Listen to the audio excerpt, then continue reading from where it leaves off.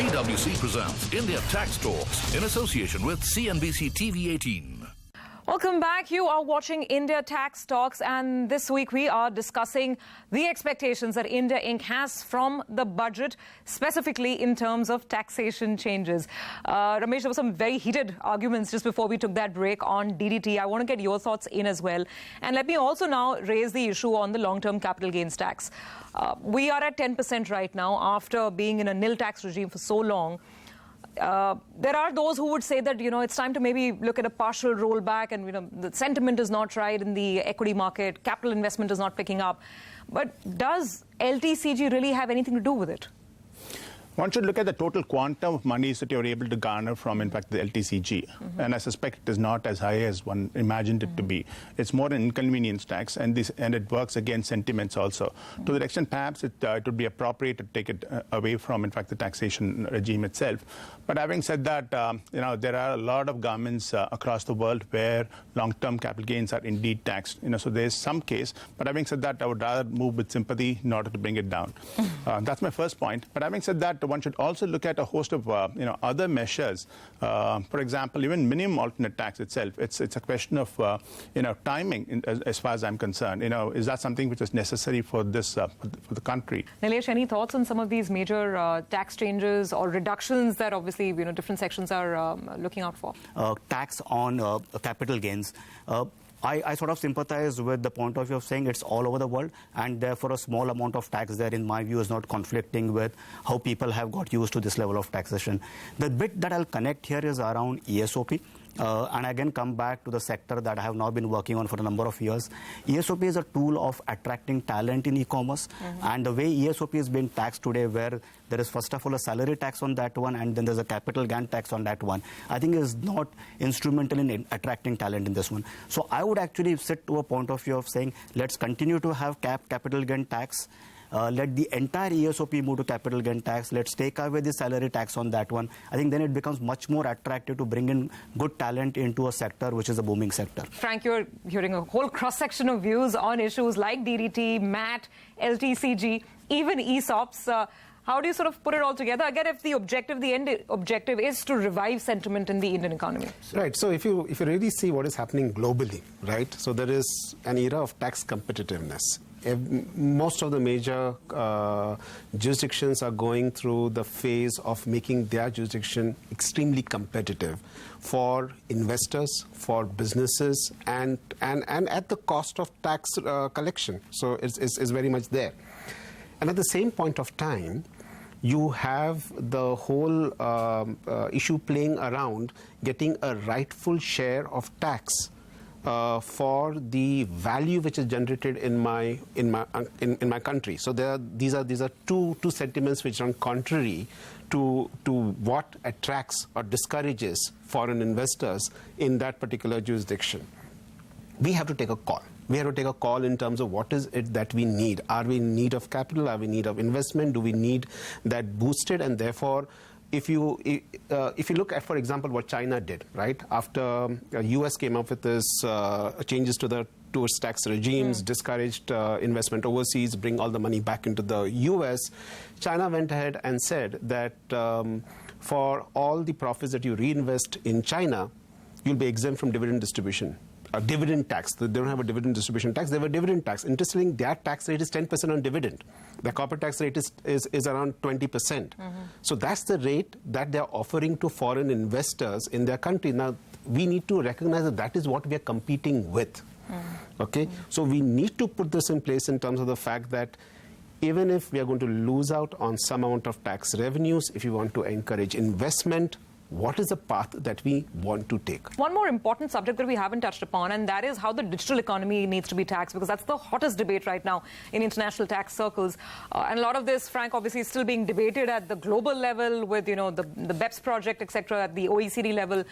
Now, India chose to go the SEP way, the significant economic presence, and I think we're still evolving our threshold and how it will be valued. But is there anything immediately that needs to be done from a local budget standpoint, any more clarity that the government needs to bring here to the subject? I think the difficult one in terms of the language is a fact that it would go beyond digital taxing digital businesses. I think some level of clarification on that is important. But there is an overarching issue in terms of how do you define digital business in the first place? Because there are companies who are 100% digital, but everyone else is moving into the digital space in one way or the other. So how do you actually go about defining that? And I don't think that's an issue only for the SEP under the Indian context. It's also an issue in terms of Action Plan 1 in the global context in terms of what OECD is doing. I think that definition is going to get critical. So one, what I would like to see is if they can in any manner clarify that this is only not for the brick and mortar kind of business, which is undertaken from overseas, but really into the digital businesses in its true sense. So if they can bring that level of clarification out there. And secondly, all said and done, you have the SEP in the domestic law, but the fact remains that most of the players are still governed by the tax treaties that India has with those various jurisdictions. Oh yes, and those treaties override the these prevailing law of the land. Prevailing law. So again, so then the question is that if that is the case, the more important thing is again intent, purpose, certainty, clarity, direction. I think from all those sentiments, it becomes important in terms of what is it that you put out. Now, I'm going to leave everyone with a simple question. If the finance minister were to allow you one tax tweak, one tax rate cut, you can pick your tax, whether it's corporate, MAT, DDT. If you were to change that framework around to the best possible manner, Jogendra, starting with you, what are the changes that you would make? Yeah, definitely I will prefer for the corporate tax rate. And you'd let MAT, DDT, and all of those things continue where they are? Yeah, but even though basically MAT is not the correct tax because it was originally to tax the companies which were having certain benefits and incentives, so they were there. So ultimately, which should go in the longer term. But yeah, but I will prefer actually to start with the corporate tax. Cut the corporate tax rate. Simple enough. Ramesh, same. You can tweak one of these 4-5 taxes. I would actually address it slightly differently. It's not a question of just tax rates. I would look at, in fact, the factors of growth, which would be essentially land, labor, capital, and the organization itself. And how do you actually make sure these are much more productive? So they're working on, in fact, the land reforms. They're working on labor reforms. They're working on, in fact, better employability of people and all of that. And all of this, as coming together, would make our capital a lot more productive. So how do you actually improve the productivity quotient of this country? And that, I think, would be very, very, very important. And if the FM in some ways is able to address that, a lot of problems could be solved. Because the fact of the matter is tax rates should go down, but that will happen only if the revenues are pretty buoyant. If, as a percentage of GDP, it goes up. And that will be possible only if India is a lot more productive as an economy. Mr. Banerjee, what's your recipe? I will tell you very clearly, I am not in favor of asking for tax rate cuts from our Honorable Finance Minister. I think the important requirement of this country today is to generate employment, get in more investment, local and overseas, and actually improve the tax collection on its own. Marginal tax rate here and there may be done, may not be done. But I think the orientation has to change. The thought process has to be such that this country invites much more investment from overseas as well as from the local investors. So I have a feeling you'll abolish LTCG.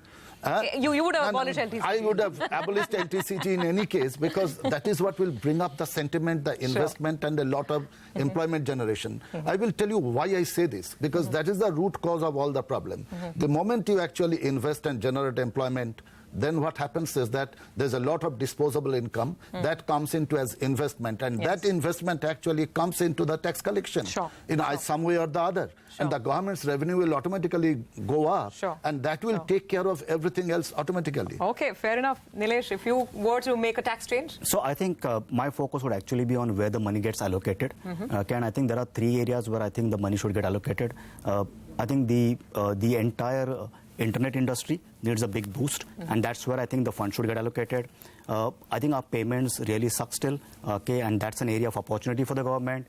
And I sit squarely in the area of saying, let's do more for logistics, let's do more for infrastructure. So there is going to be a pot of money. She will have to be a magician to find more money, but I'm demanding on where it gets allocated. I'm passing the magician's hat now to Frank. So I think philosophically, if she can do away with the whole concept of surcharge and cess, and keep it simple, keep a rate which is understandable, don't have these add-ons which are coming in. You talk about base rate of 25, but you then take it to 30, you talk about base rate of 30, you take it to 35.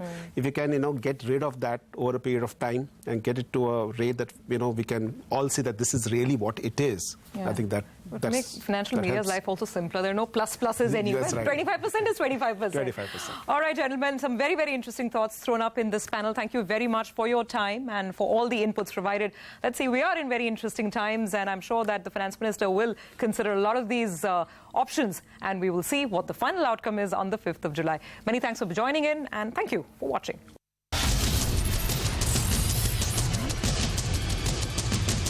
PwC presents India Tax Talks in association with CNBC TV 18.